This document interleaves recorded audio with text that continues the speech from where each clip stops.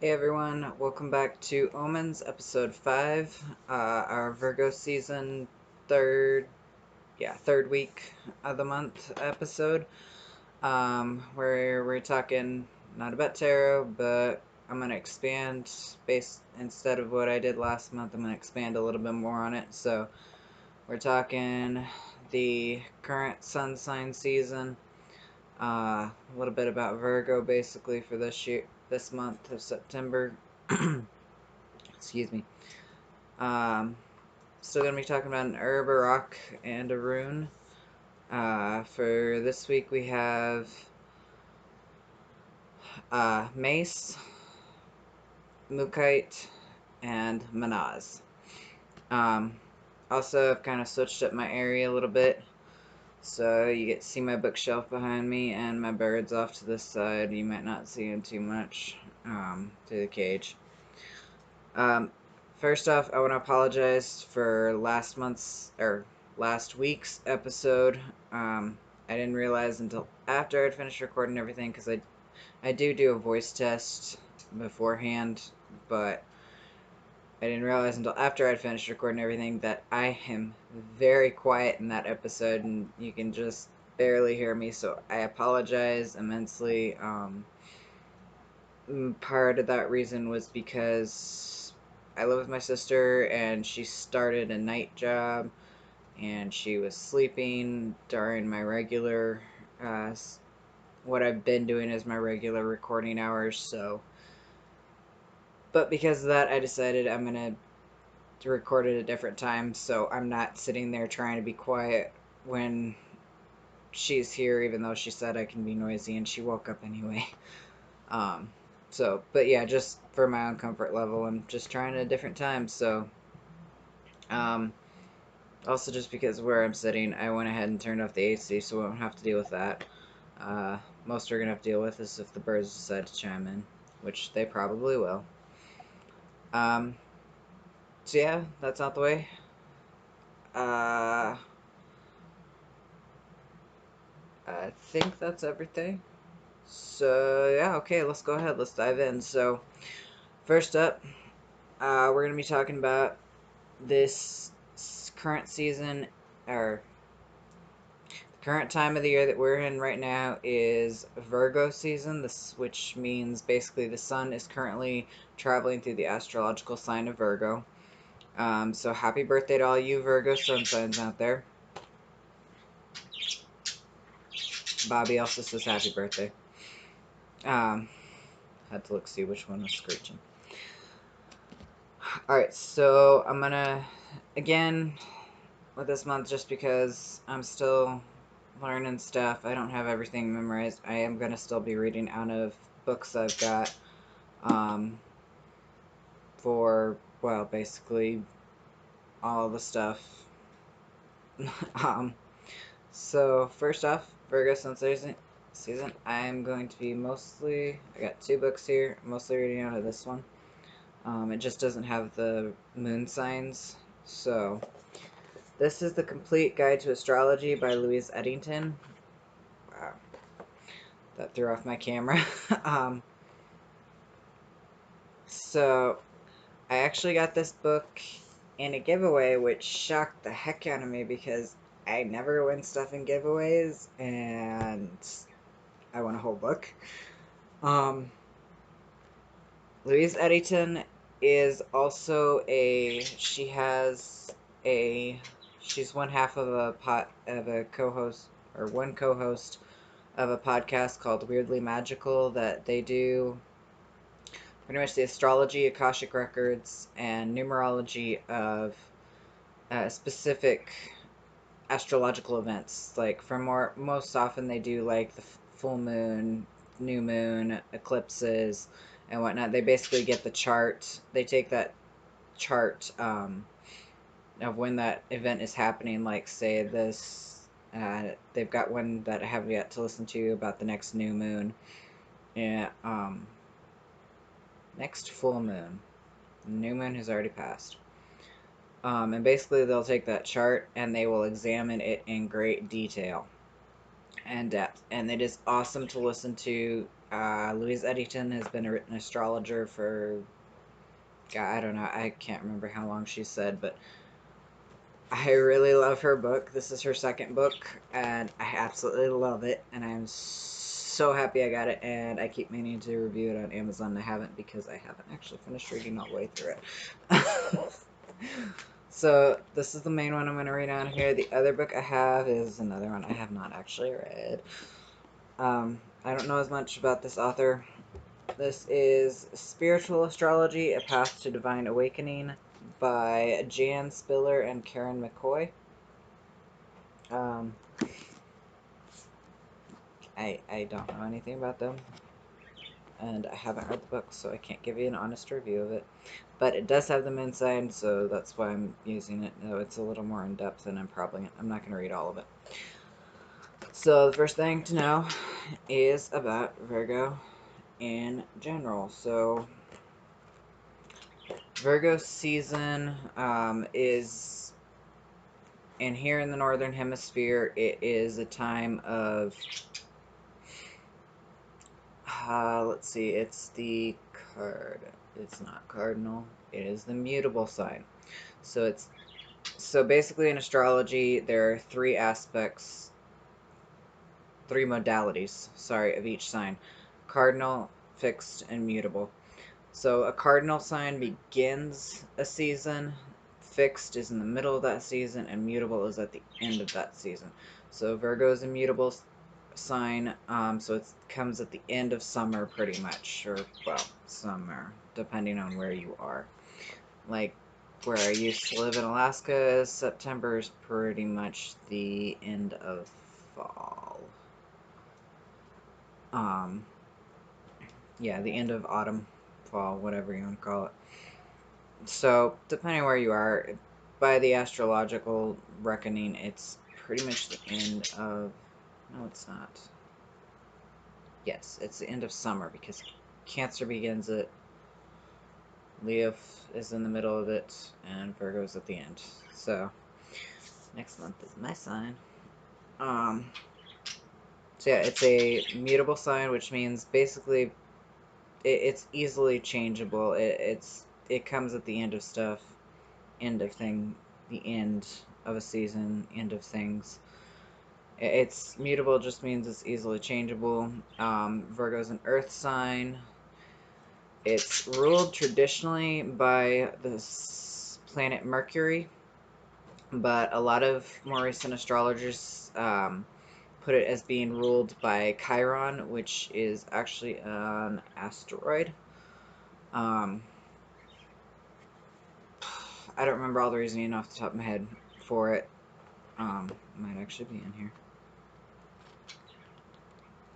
Probably is.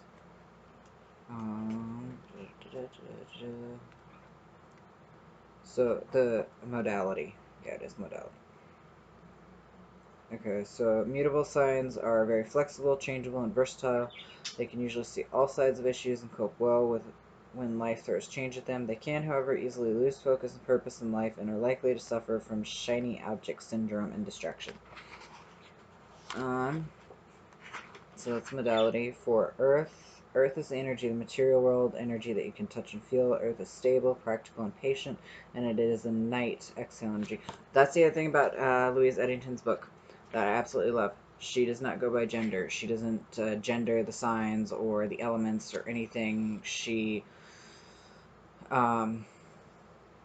Which she doesn't go feminine or masculine, because it's like, well, we all kind of have a bit of feminine and masculine to certain degrees. I mean, take me for an example. I'm very masculine, but I'm sure, as you might have noted, maybe the camera's not all that great, I wear makeup. I wear nail polish. I have my flamer moments. They can be hilarious. So what Louise Eddington does, and she credits someone else for bringing it up. Where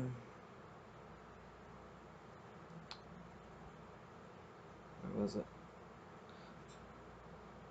Okay, she Thanks astrologer Jason Hawley for introducing her to this concept, and for the work of Robert Hand and Brian Clark for helping me expand upon it. So basically, throughout this book, she integrates the terms night and day to replace the masculine male and feminine female respectively, as the two terms are less limiting.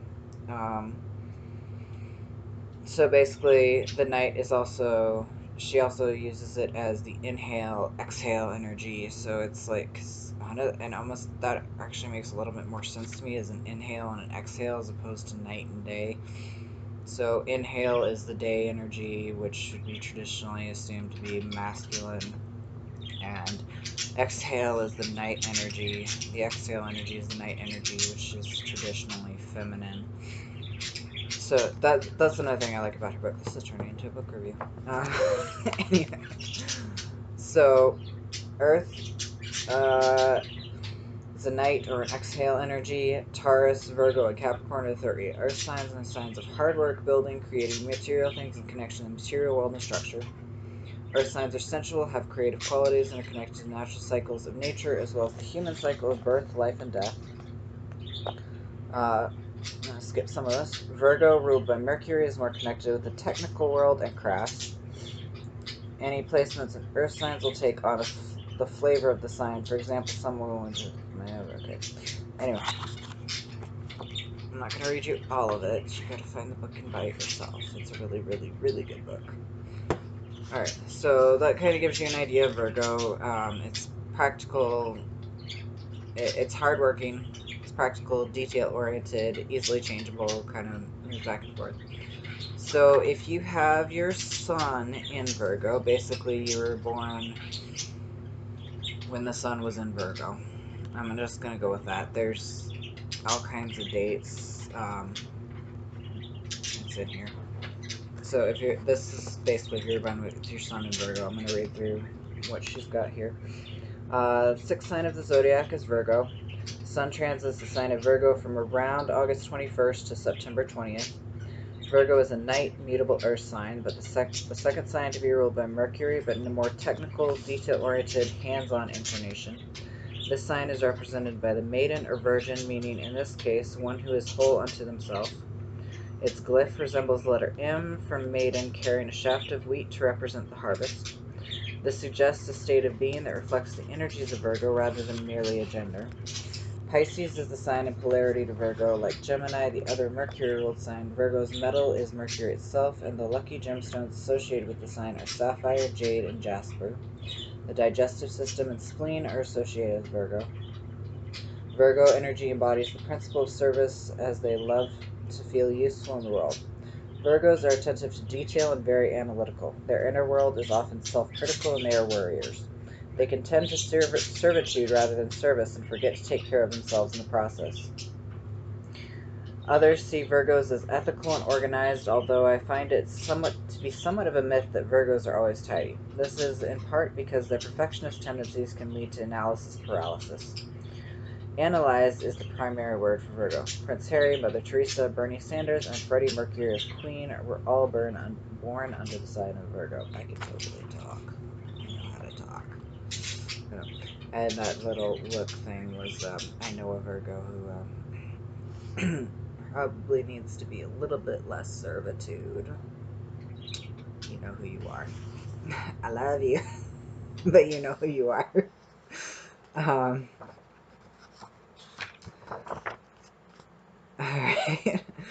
So that's your sun sign in Virgo. The other parts of this sign I'm gonna read are if you've got your rising and your moon sign in Virgo. So Virgo rising, so a little bit about the difference between sun, rising, and moon. Those are your main 3 aspects. If you're looking in your horse for like a general horoscope type deal, you know we all like to bring up the horoscope online, daily horoscope, or even some of us still look in the newspaper. If I have a newspaper, I do, just because it's kind of curious. You don't want to look just for what your sun sign is. If you know your rising sign, that will actually, if you look at those 2 horoscopes, and that will actually personalize them. Now, granted, if your sun and rising happen to be in the same sign, then you just look at the one horoscope. But Um, your rising sign is the sign that was coming up over the horizon when you were born. So that sign changes. That's where you need an exact time for when you were born. Not everybody has that, so they'll usually default it to noon, so it won't always be exactly correct if you're looking up a birth chart. So if you really, really want to know, your best bet is to actually try to track down what time exactly you were born. Most people know, most hospitals have it somewhere. I know there's someone I know that or someone I am acquainted with. I can't remember who now. So I don't remember if it's acquaintance or somebody I actually know, friendly. They do not have access to their exact birth time just due to something being their records being lost or something. And so I know there's people out they're like that out there. Blech. Ugh. My words do not like me. So yeah, so your rising sign is the sign that was coming up over the horizon, and it's where your sun sign is kind of your core self, who you really are. Just as a general range, you're kind of your default. Your rising sign is how people first see you. It's kind of that outer layer, kind of mask type deal that people see first. It's like when people first meet you, like say for example, someone first met you. Me? No, wait. That might not be a good idea because, well, I don't really embody my rising sign very well. Or maybe I do. Anyway, basically, when people first meet you, that's their first impression. The first put out, yeah, basically impression you give is your rising sign. Your sun sign is once they get past that, once they get to know you, your sun sign is kind of your core self. Your moon sign, which is the third sign I'm going to be talking about, which sometimes you can take from a horoscope, but most places just recommend rising and sun. Your moon sign is your deeper emotional self. There's more to it than that. That also has some people say it's how you were mothered and whatnot. But just because those three are so essentially core to who you are, I'm gonna read all three of them. I might change my mind on that eventually, though. Yeah, I'm still, now that I'm thinking about it, I'm like, maybe not so much. But in general, for an entire picture of yourself, your entire natal chart is a good idea. But anyway, let me know. Virgo rising. So anybody with Virgo rising? Virgo rising people are the analysts and warriors of the zodiac. Their childhood may have had a parent obsessing over their health, weight, and appearance, which leaves them with a certain fastidiousness about these matters. Because they are standing back and analyzing situations and are quite shy, they can come across as reserved and standoffish, but they warm up as you get to know them. Once you do get to know them, you'll find that their natural desire to help others makes them a loyal friend. The tendency to overanalyze and seek perfection makes them anxiety-prone, especially if they aren't busy with projects and if they can't have everything in an order that suits them. They are usually neatly dressed and seem a little uptight. As a mutable sign, they are not fixed in their ideas, but they have to review the evidence before they shift. Modest is a great word for Virgo rising souls, and they usually have a graceful demeanor. Mercury is the ruler of Virgo, and the placement of Mercury in any planets close to the ascendant will modify the energy of the sign. For example, if Mercury is in the fixed sign Scorpio, their investigative quality will be much more piercing, as will their critical tendency. Woody Allen, Hugh Hefner, Oscar Wilde, and Betty Ford were all born with Virgo rising. Alright, so that's kind of your Virgo sun and rising. So a Virgo moon. Oh, that's the other thing I forgot to mention this part because I forgot about it. The other thing I'm going to throw in at the end is I'm going to give y'all a little bit of a spell, so I'll get around to that. So the moon in Virgo, and this one's kind of long. I'm just going to read the first two sections, which are your unconscious expression, and your conscious expression. So, following the urge to appear perfect in the eyes of others leads to using your analytical powers to defend your behavior when others question you. When others do not behave according to your expectations, you may feel affronted and react with sarcasm or cold silence. Indulging in a fear of criticism can lead to withholding your helpful opinions and valuable perceptions. Often you may refuse to share your internal reactions with a loved one and unwittingly create a secret barrier. As a result, you sacrifice integrity in order to be accepted, at least momentarily. This leads to feeling guilty and not knowing why. Relating superficially deprives others of value your astute perceptions and deprives you of the opportunity to feel useful. In violating your code, you undergo severe self-criticism, which in turn takes away the security in you. Conscious expression. You can communicate your high standards in a way that confirms your goodness and perfection. When you let go of your expectations of what perfect behavior ought to look like, yours or the other person's, you rid yourself of ideas that prevent closeness. Okay. As you empty your mind of the judgments that cause separation, you experience the joy and closeness and communication you want. You can do this by casting aside the need to have others think of you as perfect. This frees you to have faith in your intuition. Then you can tell what for you is the truth expressed as your own point of view. Okay, yep, that works. So that was from the Spiritual Astrology book. Honestly, this seems kind of cool. Alright, so that's Virgo. This lovely season of just precision, detail-oriented, getting all our ducks in a row type deal. Trying to be at least a little bit calm because, you know, it's crazy time. So, and Virgo is prone to anxiety and worrying because, you know, just a little bit of advice I heard from the Crossroads and Cauldrons podcast that I listened to because they are awesome. Check them out, seriously. Those ladies are awesome. They are taking a short break right now. But anyway, a little bit of advice I got from them is, I think it was from them. Yes, it was. Yes. Okay. I listened to too many podcasts. I swear. Was to put everything in lists. This is your to-do list time. Was it them? It was either Crossroads and Cauldrons or Let's Be Witches. It was one of those two. I know it was one of those two.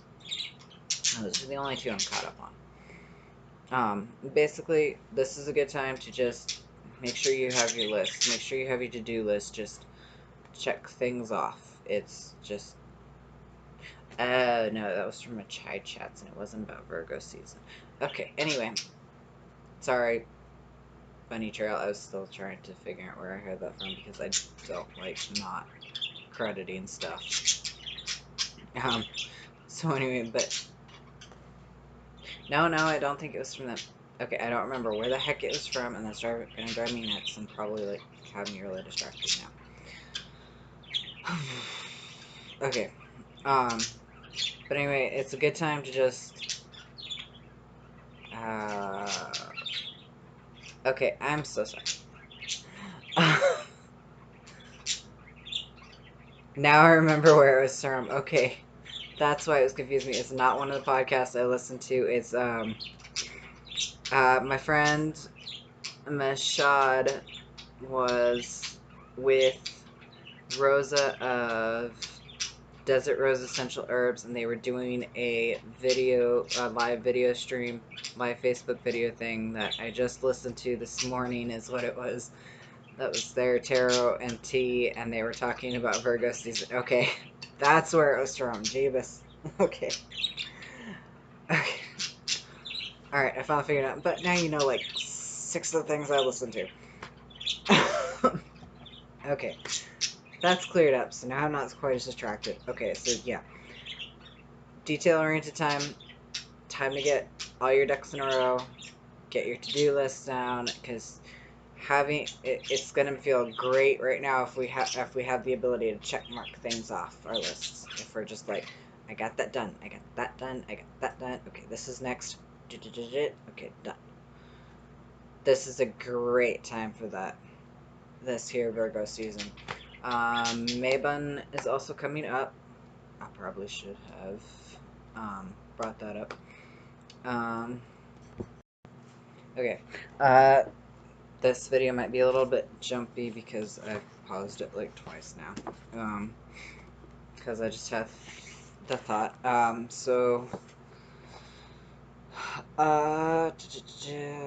Mabon this year is, I believe the 22nd. Mabon is, yeah, it's the autumnal equinox, which is actually, it'll be basically when we're transitioning into the Libra, from Virgo season into Libra season. Mabon is the name. Okay, and this is from my dedicant book. Man, my camera is horrible. I need a new camera, people. Dedicant Pathwork. It's a witch's circle of fire. Course of studying the old religion by Thuri Calafia. It's not bad. It's a Wicca study book. So this is for anybody who wants to celebrate Mabon, or just wants to know about it. So Mabon is the name of a Celtic god whose mother is the river goddess Mildrum. Just like in the Cora myth, he is taken from his mother and much time is spent looking for him. His story differs in that he was only 3 years old when his disappearance occurred. Beyond that, not much information is available about him. But it makes sense that this holiday would have his name, for this is the time of year in Celtic Europe when the weather starts to turn cold, which follows other regional mythos that explain the Earth's fallow time. Mabon is the autumnal equinox, which occurs between the 20th and the 23rd of September, the time when the Earth reaches the halfway point in her journey from Litha to Yule. Day and night are equal now, and we stand on the threshold of the dark time. Leaves begin to turn color, shadows shorten, and pagans everywhere celebrate in parks and country clearings.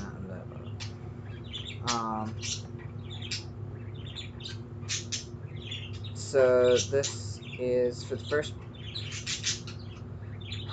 first part of this season. We focus on the winding down of the earth, the harvest, and preparing for the dark time, when we'll take advantage of all we have gathered, becoming introspective and quiet, just as we take advantage of all we've gathered. So basically, Mabon is the first harvest. The first harvest festival. Makes sense that it comes at the end of summer, Virgo season, and the beginning of autumn, Libra, autumn season. So that's coming up for those who celebrate that. That will actually be this week on the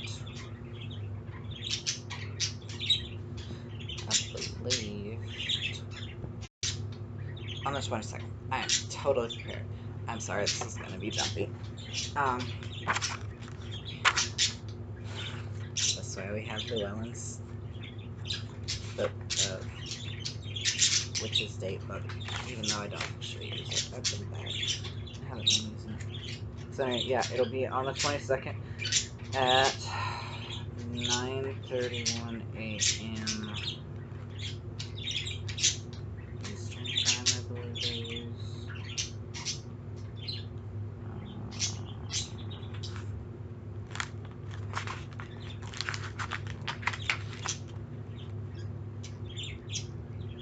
There you go. So 9:31 a.m. Eastern time. So here that would be 7:31 a.m.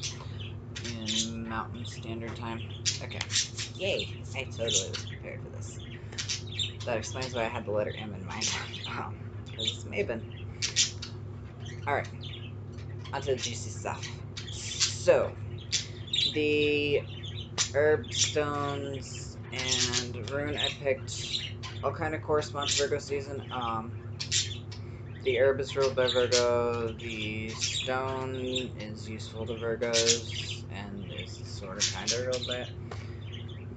Excuse me. And then the rune just kind of is the only one that starts with an M. So, but it works at the same time too, so.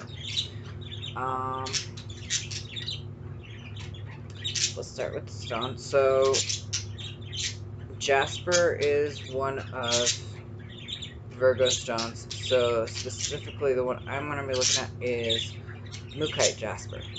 And this is from earthcrystals.com.au. It's the crystal of the month for January of this year. So, Mookaite is celebrated as one of Australia's favorite crystals. What better crystal to feature this month with Australia Day on the corner? Okay. Mookaite is an Australian jasper and is gaining popularity around the world for its unique, energetic, and healing qualities. Mookaite promotes strength, vitality, courage, and physical healing. It differs from other jasper forms not only by its texture but also by its vibrant blood red tones, pinks, mustard, and pale purples and cream tones, which reflect some of Australia's unique landscapes and earthy tones. Mookaite, also known as Mookaite Jasper, is named after the place where it is found on the Mooka Station Mooka Creek, located near the Kennedy Ranges in Western Australia. Mooka is an Aboriginal word meaning running water. Probably most unique energetic benefits, Mookaite is known for its anti-aging properties. It embraces the power of an ageless spirit, which helps one to understand the correlation between the body and mind. It brings your beliefs about aging and degeneration to the conscious mind and imparts the knowledge that change is possible. It teaches the vibration of a young spirit, which assists in reducing the process of physical aging. It is also said to assist in clearing negative issues retained in genetic memory so the next generation does not have to inherit these issues. It also limits unhealthy energy or thought patterns from your auric field which may be associated with aging. With all of these anti-aging benefits, try placing a piece of Mookaite under your pillow to absorb the healing benefits while you sleep, or keep one in your pocket during the day. Imagine how beneficial a facial massage with Mookaite would be. That sounds kind of interesting. They probably have those massage roller stones with that on there. As Mookaite is a protective stone, it is an ideal crystal to wear or keep in your handbag or car. It helps you to be alert to danger, allowing you to choose another more favorable path or option. It aids in decision making and is a great crystal to travel with. So that's actually the main reason I thought of it, even though it's kind of one of its lesser properties, I suppose, at least according to most of what I could find. It does at least sort of help it does aid in helping decision making, which Virgos are always trying to decide stuff, figure stuff out. And Virgo season, we're trying to get down to all the little details, so it might help to have something to kind of keep in our pocket to help us keep our mental stimulation, to keep things clear. The variety of colors in Mookaite make it a beautiful crystal to have in your environment, but each color is also influenced its healing properties. Red, self-confidence, action, fearlessness, passion, motivation, decision-making. Pink, determination, commitment, caring, romance, new love, calms anger and resentments. Purple, resilience, balanced emotions, intuition, initiating new ideas. Scarlet, vitality, self-reliance, success, maturity. Yellow, aids in clarity, optimism, good communication, precision, and persuasiveness. Key features of Mookaite: help raise the vibration of your body and thoughts relate to aging. Helps to change your thoughts about the body's degeneration. Encourages one to feel younger and uplifts your attitude towards life. A highly protective crystal, excellent travel stone, and protective talisman. Aids in decision making, motivation, vitality, and it's from Australia. So we'll see if my camera will actually pick this up. So it's kind of what Mookaite looks like. Strega, the witch's workshop down here that I read on Sundays, she actually has a large. She actually carries Mookaite too. So if any of you are down, actually most of the people watching this are down here in Sierra Vista. So it's like I know you all know where Strega is. It's just some Mookaite. It's pretty. Alright. Okay. So the herb, well, spice technically, that I ended up choosing is mace. So mace is the outer, so it's an outer shell. So when you pick the fruits of the nutmeg tree, mace is, if I remember correctly,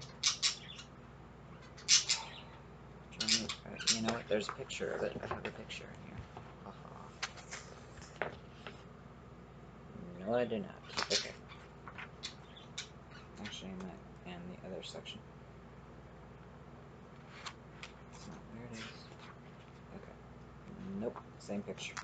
Okay. So basically, mace is the outer shell covering of the nutmeg seed. So nutmeg is that rather large nut that we put in a lot of holiday. Oh, by the way, this is Cunningham's Encyclopedia of Magical Herbs that I'm getting most of this from, because, you know, it works. He's good. This is kind of standard for most pagans and anyone that even has a remote interest in herbs, which I kind of do. Bad camera.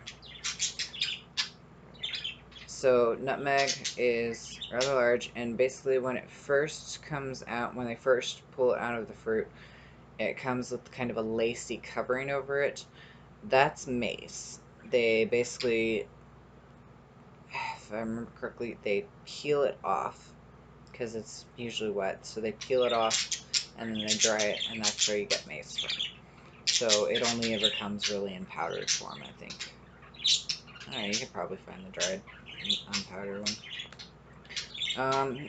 Cunningham doesn't have a lot in here about mace. Its Latin name is Myristica fragrans. D plus X. Let's see what his warnings on it are. I don't remember where to find that.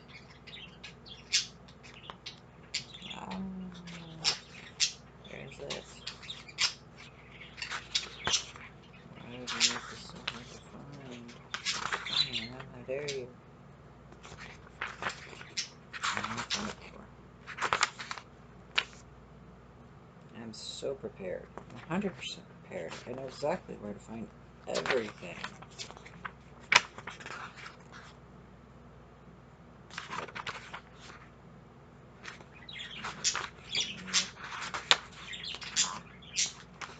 Probably pause for this. Probably.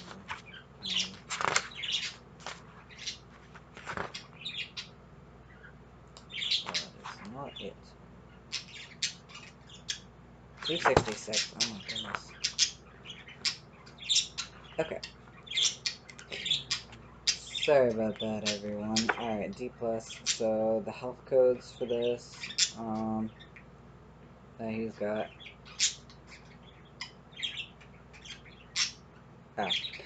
Do not take internally in high doses. Find several sources that have appropriate doses of this herb. D+, and X. X is not recommended for internal use. I put it in my hot cocoa and my eggnog. It's delicious.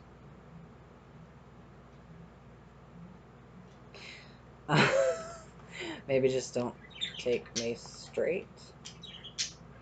Probably. I've never had a I mean, hell, they sell it in the grocery store. In the spice aisle. It's delicious. I love it in my eggnog. Mix that with some cinnamon and some nutmeg. Oh.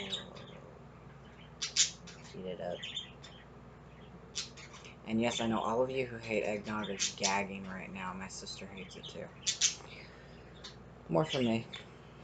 Same thing with pumpkin spice, but I mostly like that just because it annoys her. Alright, so the gender of mace is masculine, so if we want to add it into our more better understandings of that, it's, or even with the Louise Eddington put it as the inhale energy, the day energy, it's that bright, sunny stuff, and mace is very warm.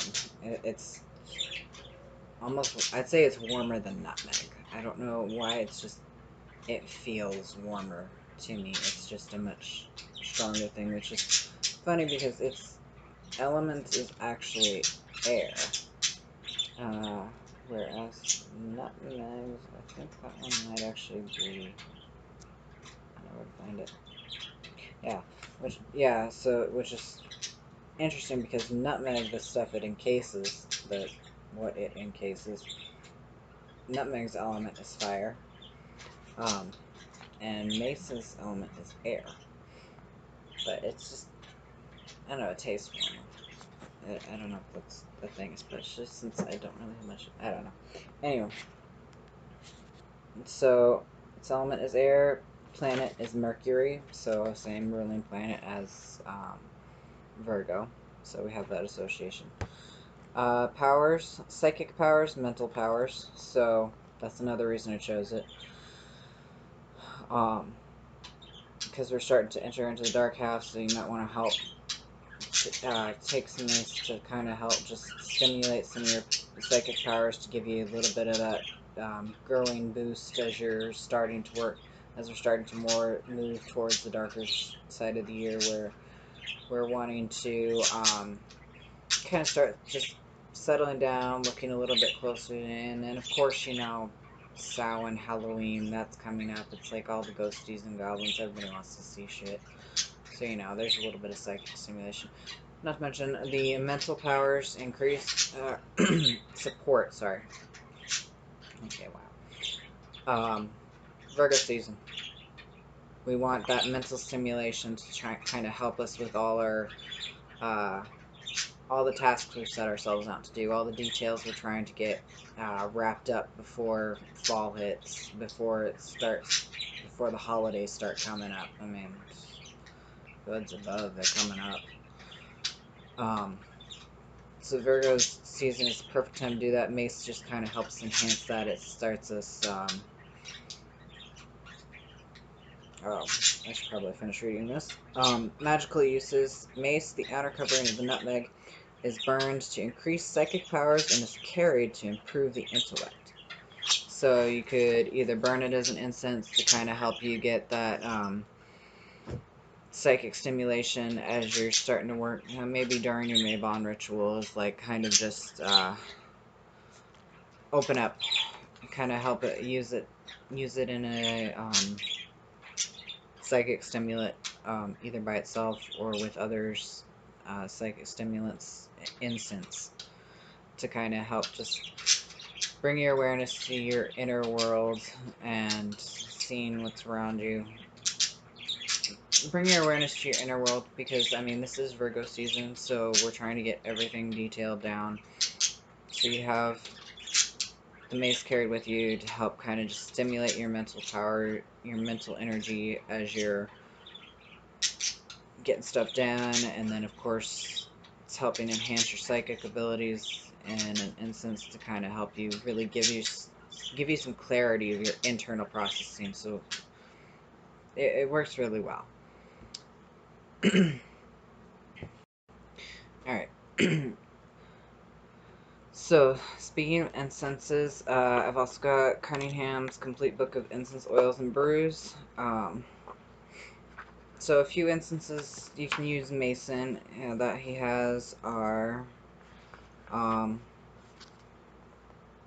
Divination Incense number 2, 2 parts sandalwood, 1 part orange peel, 1 part mace, 1 part cinnamon. He's got, excuse me, Mercury Incense for planetary. There's 2 of them that include mace. First one is 2 parts benzoin, 1 part mace, half a part marjoram, and a few drops of lavender oil. Mercury Incense number 2 are 2 parts benzoin, 1 part frankincense, and 1 part mace. Both of these are burned to invoke its powers or during spells involving intelligence, travel, divination, and so on. And then, of course, there's actually Virgo Incense, 1 part mace, 1 part cypress, and a few drops of patchouli oil. Used as a personal altar or household incense to increase your powers. So that might be something to burn during Virgo. And just because Mabon is also coming up, there's also a Mabon incense in here. 2 parts frankincense, 1 part sandalwood, 1 part cypress, 1 part juniper, 1 part pine, half a part oak moss or a few drops oak moss bouquet, 1 pinch pulverized oak leaf. burned during ceremonies on Mabon, the autumnal equinox circa September 21st, or at that time to attune with the change of the season. So yeah, there's a few instances to use Mace in, Mabon, and Virgo. Well, there isn't Mace in the Mabon instance, but anyway. So, alright, that's our Mookaite, our Mace, Mabon. Now it's time for Mannaz. So again, same as last week, or last month, I'm using Leaves of Yggdrasil by Freya Aswin. I'm gonna read the different parts for Mannaz. So, Mannaz is going to show up, I swear. That is the rune Mannaz. Right there. She kind of has a little drawing for how it could look type deal for each one. The Germanic name is Mannaz. Anglo-Saxon name is Man. Old Norse name is Meder. Phonetic value is M. Traditional meaning is man. The term men in Old Germanic languages, as for example in Anglo-Saxon, denoted not just the male section of the folk. The words for man and women were weapmen and weavemen, respectively. Clearly, the former means men with weapons, and the latter translates literally as men who weave, i.e. women. Thus, the word ending men was used for both sexes, and it is in this context that Mannaz rune should be viewed. This rune not only means man or mankind, it is also the name of mankind's ancestor and progenitor. So basically, even though we have associations with the word man as being a specific gender, in the Mannaz rune, it literally just means humans in general, humankind. It's not associated with a gender or a sex.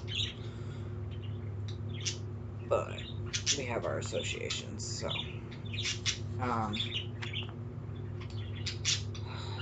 Within the vast field of Northern European mythology, various accounts of the creation of the human race are provided. The myth of Ask and Embla is one version, which has already been discussed.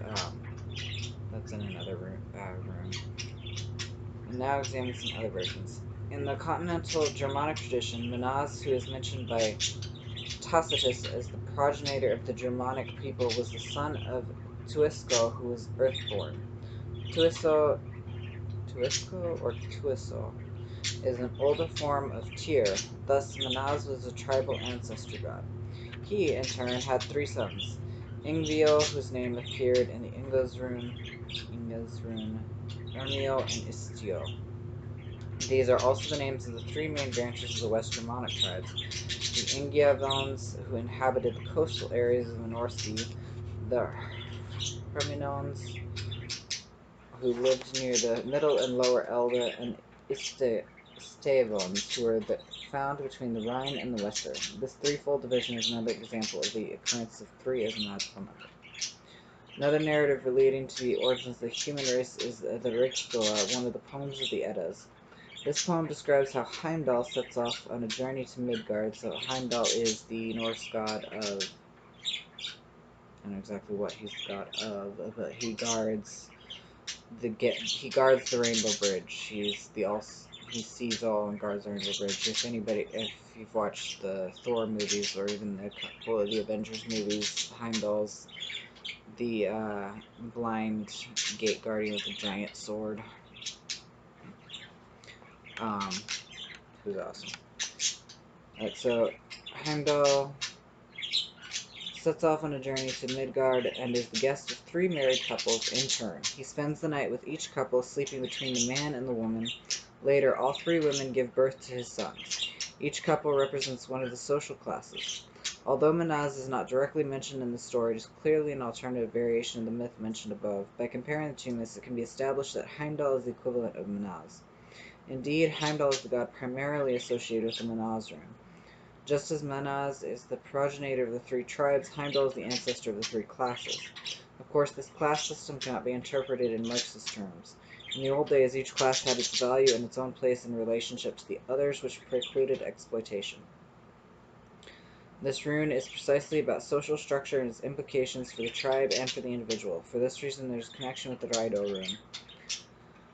The previous rune, Ewaz, was mainly related to animals, in particular to horses. The Mannaz rune is similar in shape to the Ewaz rune, which makes sense. Man is, after all, an animal with above average intelligence. Mannaz, therefore, is one of the hug runes mentioned in this Sigdrafuma. I'm pretending I know how to pronounce that. That these runes are positioned next to each other in the Futhark is further evidence that whoever constructed the Futhark knew what he was doing in establishing their sequence. Man and animals share the same environment and are mutually dependent on each other. The image of Odin as a centaur denotes the development of humans out of animals and the differentiation between mind and instinct and the modern-day alienation from nature.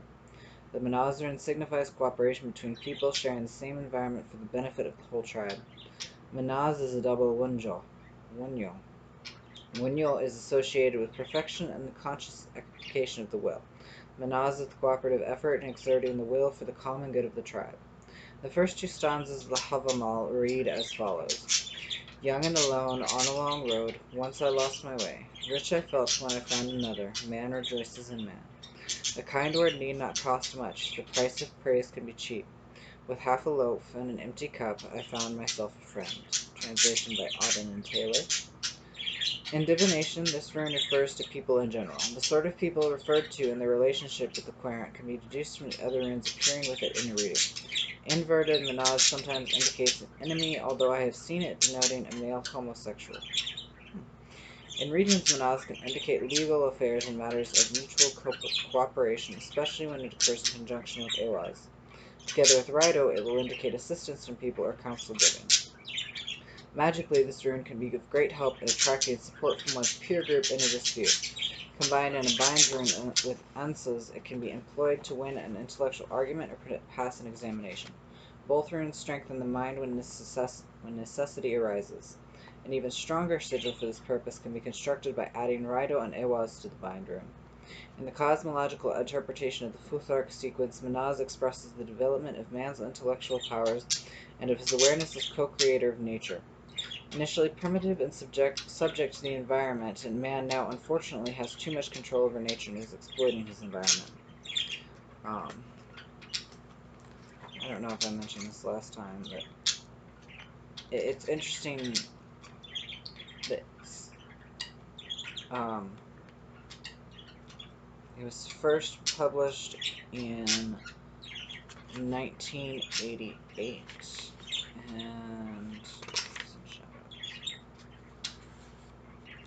and this is a third printing from 1994.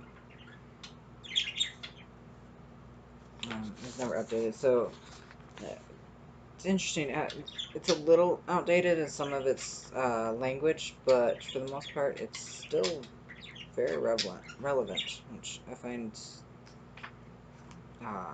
pretty awesome. So some of some of the basic kind of keywords for divination. The basic meanings: Mannaz, people at large, attitude towards others, other people's attitude towards you, legal matters, friends and enemies, intellect. Psychological profile meanings: basically, if you're building a psychological profile of someone. Mannaz represents the mind and intellectual objectivity, the animus. And then in marriage and relationship counseling, which is her own technique, Mannaz represents intellectual compatibility and mutual understanding. And then in runic magic, Mannaz can be used for this so-called hug rune, one of the runes specifically dealing with the powers of the mind and intellect. This includes verbal communication, academic examinations, legal disputes, and the art of arguing one's case, all of which comes under the influence of Mannaz. Combined in a sigil with ansas, it will give you an intellectual edge over your opponent in debate. The powers of Mannaz can be used to arbitrate or mediate in a conflict. The god of this rune is Heimdall. So, what I find interesting is basically I kind of just like I've pretty much decided that pretty much with all these I'm gonna go by letter just because it's fun. So I had the letter M pop in my head. And I'm like, M. So I'm finding an herb that starts with an M, a stone that starts with an M that are also fall under associations with Virgo season. And I came up with Mabon you saw here. I remember the association with Mabon while I'm on camera. So I'm like, oh, so maybe that's where the M came from because I've been seeing it everywhere. And of course, a rune, there's only one rune that starts with an M. And it happens to be perfect for Virgo season because even though Virgo is an earth sign, humans are physical creatures. So Mannaz is a representation of humans. It is the rune that represents humans. So physical, earthy. So there's that association. But Virgo also happens to be ruled by Mercury or Chiron, which has to do with intellect. Virgos are known to be very intellectual, very detailed decision making, and Mannaz happens to deal with, while it is the rune for humans, it also it deals most strongly, as we can see, with the intellect, um, with details, making decisions, helping in arguments and decision making. I'm just repeating myself now, but yeah, anyway, decision-making matters and all that. So it's actually kind of cool how even when I just like crap, it all manages to tie together. And I can't take credit for that, honestly. I've got to be channeling some of this, so we're just kind of getting the right pushes. But I like how it comes together. Alright, so last little bit of this before we wrap up, because we are hitting around the usual time, even though I don't give myself a limit, technically. I could go for 3 hours, but I won't because I'd die. Last little bit of this, I'm going to go ahead and give y'all a spell. You can maybe do if you want to. This is from my only spell book that I actually have. It is the Fairy Book of Spells. Or Book of Fairy Spells. The Book of Fairy Spells by Sherilyn Darcy. And it's a cute little book. I do like it. I've done a couple of the spells in here. I have a couple more I want to try. I found one that I think goes quite well. It is the Folletti Fairy Harmony and Happiness spell. Because all the stuff we're doing, getting all our details, wrapping up summer, getting ready for fall to really start hitting, it's like you can get pretty overwhelmed with that.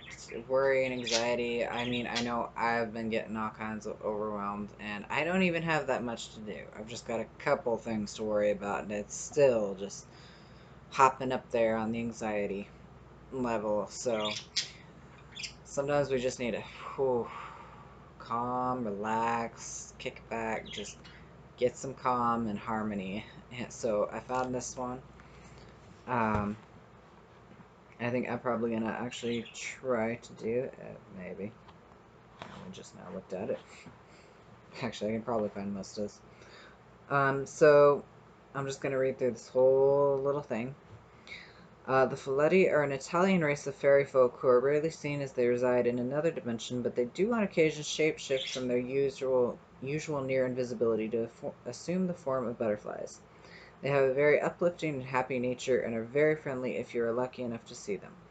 The spell creates a simple tincture that can help lift your mood. St. John's wort is not suitable for everyone and can be contradictive with other drugs, so check with your doctor first. Or find substitute. I'm sure I could actually look in here real fast. Substitutions.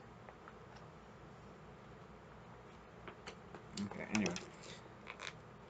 Those are all astrological elements and all that. So I'm sure you can find a substitution if you can't do St. John's wort. I can't remember all the stuff behind it. So she gives also timings, good times to do it. You can try to hit all 3, or, well, I mean, probably not since the full moon's already passed, unless you want to do it after, but 3 different timings. You can try to use all 3 or at least 1 or 2. I usually just aim for 1, maybe 2. So the timings are the full moon, a Wednesday, and midday. So find and gather 2 cups of finely chopped fresh lemon balm, Melissa officinalis, 8 teaspoons of dried St. John's wort, Hypericum perforatum. So these are the actual Latin names, so you make sure you're getting the exact right one and not something that happens to have the same name but isn't actually it. 1 cup of vodka. Don't. Well, you could probably drink the rest if you wanted to. But don't drink your whole cup. Don't drink your cup. A mortar and pestle or spice grinder. A fine strainer. A large sterilized glass jar with lid. Mason jars, people. Come on, we all use them. We got a bunch. You all know it. A smaller storage jar. And a smaller storage jar.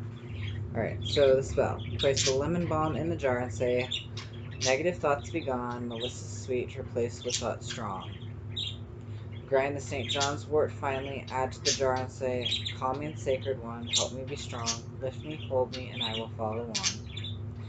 Pour in the vodka and seal with the lid. Shake well. Keep in a cool, dark, dry place for 2 weeks, but ensure that you visit it each morning and shake. Each time say, wake up, be happy and bright. Folletti fairies dance in the light. After 2 weeks, strain and bury herb matter with a few words of gratitude to the Folletti. In a sunny spot in the garden. Decant liquid into small jar to use. Take a teaspoon each morning in a little juice. So this is literally just a tincture. But, you know, it's a harmony and happiness spell. Always useful. We honestly don't have that much longer left of Virgo season, so, but, you know, the holidays are coming up. Can't hurt to have on top of that. So a couple little side notes she's got in here. Although the Folletti are a very lovely race of fairy folk, the males tend to be a little mischievous. It is claimed they love changing the weather suddenly and kicking up the dust to create storms just for fun. This tincture is created to boost your connection with happiness and to lift your mood, but lemon balm is also a very powerful love charm herb, so don't be surprised if your love life receives a lift too. Hey, self-love. At least that's my view on it. I don't mind that. You can always use a little more self-love going around, and you know what? And that is all I have for you today. So, last bits. Check me out. Wow. Check me out. Okay. So, like, comment, and subscribe. Follow me here on YouTube. Follow me on Facebook at Bags and Omens. Send me emails, bagsandomens@gmail.com. Wow. Okay, so the Bags and Omens on Facebook, the and is an ampersand, and in Gmail it's the full word and. So bagsandomens@gmail. Find me on Patreon at patreon.com/bagsandomens, which I believe is the full word, not the ampersand. But if you just want to look it up on Patreon, it's the ampersand. I got 4 different tiers. The first one is just kind of a, hey, want to support me? The other 3 have fun incentives. Mostly just tarot reads right now. I might add more stuff later on, especially the $20 tier, because I don't like that just being a couple of tarot reads. I think I need to add more if I'm going to have a $20 tier, probably with the $10 tier too. So we'll see what that looks like eventually, but find me on Patreon. On Facebook also, besides my own page, where you can also beyond just seeing what all I'm doing. I'm not currently sewing tarot bags right now. I'm probably going to be getting back into that in a couple weeks, but I'm not planning on taking any commissions for a while, but you can at least see what I'm making, check out what I got. And then message me from Facebook or email me on my email if you want to see about getting an online read or setting up an appointment for an in-person read. For the most part, I do in-person reads on Sundays. I might be able to squeeze in some late evening reads if you're in town, but for the most part, well, okay, you know what, I take that back. If you want to do a live read, like, say, over Skype or something, I could probably fit in into an evening, but in-person read, you can hit me up for an appointment, but they're going to be just on Sunday at Strega on Fry Boulevard. And that's the only place I do in-person reads, unless I know you really well. Or contact me or Facebook for Facebook or email for any sort of or another type of tarot read. Blech, I totally know how to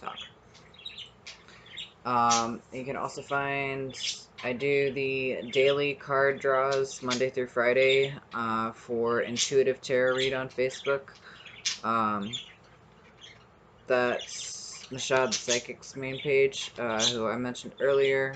You can check him and his podcast out. Psychic Shack is his podcast. He's got pretty cool stuff. The other person, since I mentioned her, might as well shout her out. Rosa at Desert Rose Essential Herbs. She is a master when it comes to herbs and tea. She's actually working on, I believe, her master's or her doctorate. I think she has her master's in holistic medicine, naturopathic. I will remember eventually how to say that word and or words. Don't quote me on any of the. Well, I know what I know, but I haven't really. It's late. Yeah, so check her out at Desert Rose Essential Herbs. She's mostly kind of your herbs, holistic chakras, new agers, more new age stuff than witchy stuff in particular. You know, witchy stuff, you go to Strega, witch shop. Come see me there, or, we got main tarot reader there is Joey, and she's really freaking awesome. You can find her at Divination by Joey on Facebook. And yeah, that's a lot of shoutouts that I wasn't planning on, but meh. Yeah, thanks to you all. And I will be back next week with the Magician. Alright, see y'all. Have fun. Have a great rest of the Virgo season. Enjoy your Mabon. Yeah, and then next full moon, beginning of October, I believe it is. So yeah, it's probably not going to come up for a bit. And I'll see y'all next week. Alright, bye.